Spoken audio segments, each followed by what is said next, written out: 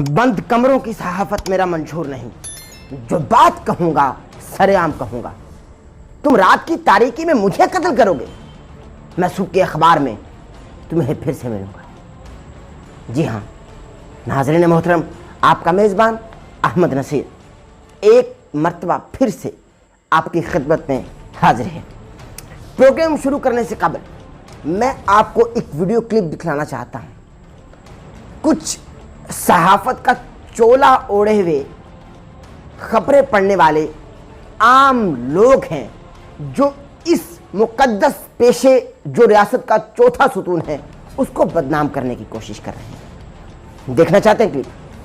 पहले क्लिप दिखला दीजिए, मैं आपसे बात बाद में करूंगा। पहले क्लिप देख लीजिए। लेकिन उससे पहले बताता चलूं कि अगर आप नए देखने वालों में से हमारा चैनल अभी तक किसी ने सब्सक्राइब नहीं किया तो बराए मेहरबानी हमारे चैनल को सब्सक्राइब कर लीजिए और बेल आइकन के बटन को प्रेस करना ना भूलिएगा ताकि आप हमारी आने वाली लेटेस्ट अपडेट से महजूज हो सके। अब जनाब करते हैं उस क्लिप की बात कि आखिर उस क्लिप में है क्या, आप खुद देख लीजिए। चला दीजिए जनाब, चलाइए जरा, चलाइए।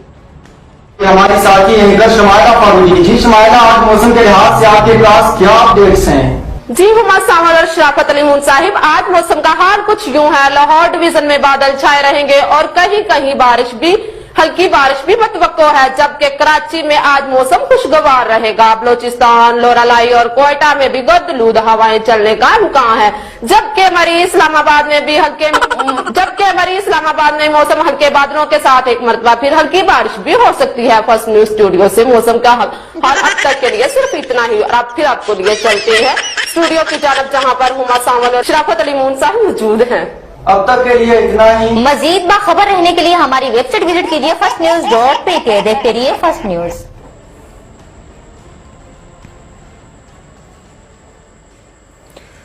मैं क्या बात करूं, मैं क्या कहूं, मैं कुछ भी नहीं कहना चाहता। मेरे अल्फाज दम तोड़ गए, सब कुछ फना हो गया। इन लोगों ने ऐसी सहाफत करके इस पेशे को फना के घाट उतार दिया। मैं बस यही कहूंगा और कुछ भी कहने से खास है।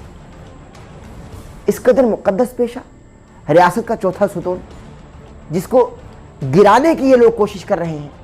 ऐसे बहुत सारे लोग हैं जो सहाफत का चोला ओढ़कर इस पेशे को बदनाम करने की कोशिश कर रहे हैं और पढ़े लिखे नौजवानों को भी बदनाम करने का मूजब बन रहे हैं। आखिर क्यों इनको लगाम नहीं डाली जा रही? इनकी पुष्पनाही आखिर करने वाला कौन है? मैं ऐसे लोगों के खिलाफ नहीं हूं, लेकिन पढ़ा लिखा तबका बेचारा इस वक्त बेरोजगारी की नजर हो रहा है और पूछने वाला कोई नहीं। आखिर सब लोग क्यों सो रहे हैं?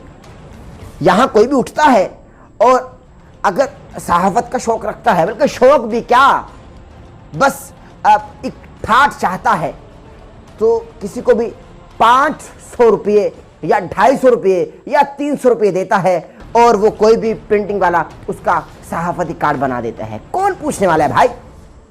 कौन पूछेगा? यहां बुनियान बेचने वाला सहाफी बन के बैठ गया, यहां फल फरोश सहाफी बन के बैठ गया, यहां खिलौने बेचने वाला सहाफी बन के बैठ गया। हर कोई सहाफत का लिबादा ओढ़े हुए है। अगर डिग्री की बात की जाए तो ये लोग डिग्रियों से क्या बल्कि इल्म से भी खाली हैं। डिग्री तो बस तालीमी अखराजात की रसीद होती है। इल्म का पता तो इंसान की गुफ्तगू से चलता है, इल्म का पता तो इंसान के बैठने उठने से चलता है, इल्म का पता इंसान के लिबास से चलता है, इल्म का पता तो इंसान जब हम किसी से मुलाकात करते हैं तो जब मालूम होता है कि वो इंसान किस कैलिबर का है। इल्म का पता तो अखलाक से चलता है, इल्म का पता तो दिनियात से चलता है, इल्म का पता तो दीनी मालूमात से चलता है, इल्म का पता तो दुनियावी मालूमात से चलता है। इल्म का पता क्या रसीद से चलता है? इल्म का पता क्या सहाफती कार्ड से चलता है? इल्म का पता क्या डिग्री से चलता है? लेकिन ये लोग डिग्रियों से भी खाली हैं और इल्म से भी खाली हैं, जो रियासत के इस चौथे सुतून को गिराने का मूजब बन रहे हैं। पूछने वाला कौन है भाई? कौन है पूछने वाला? बहुत सारे नौजवान जो यूनिवर्सिटीज में जाते हैं, मैं बहुत सारे लोगों की नुमाइंदगी कर रहा हूं भाई, बहुत सारे लोग जो यूनिवर्सिटीज में जाते हैं, नौजवान यूनिवर्सिटीज में जाते हैं, लड़कियां लड़के यूनिवर्सिटीज में जाते हैं और 4-4 साल मैस कम्युनिकेशन करके जब यूनिवर्सिटी से डिग्री पास आउट करके बाहर आते हैं तो वो खाली हाथ होते हैं। फकत उनके पास इल्म होता है, फकत इल्म होता है। लेकिन ये लोग फल फरोश, सब्जी फरोश, साइकिल बेचने वाला, साइकिल पर घूमने वाला और यहां बुनियाद बेचने वाला, अलगर्ज भीख मांगने वाला भी सहाफी बन के बैठ गया। अब आपकी खिदमत में एक सवाल रखना चाहता हूं, जो 4 साल कोर्स करके यूनिवर्सिटीज में जाकर और डिग्रियां हासिल करके, इल्म हासिल करके यूनिवर्सिटी से पास आउट होकर बिना डिग्री जब देखते हैं कि सहाफत का मयार तो ये है कि हर सब्जी और फल बेचने वाले के पास सहाफती कार्ड मौजूद है, तो उसके जज्बे का फ़कत इंतकाल होकर रह जाता है और वो इस पेशे को खैराबाद कहने की कोशिश में मगन हो जाता है और टूटे और रंजीदा कल के साथ बेरोजगारी की जिंदगी बसर करता है।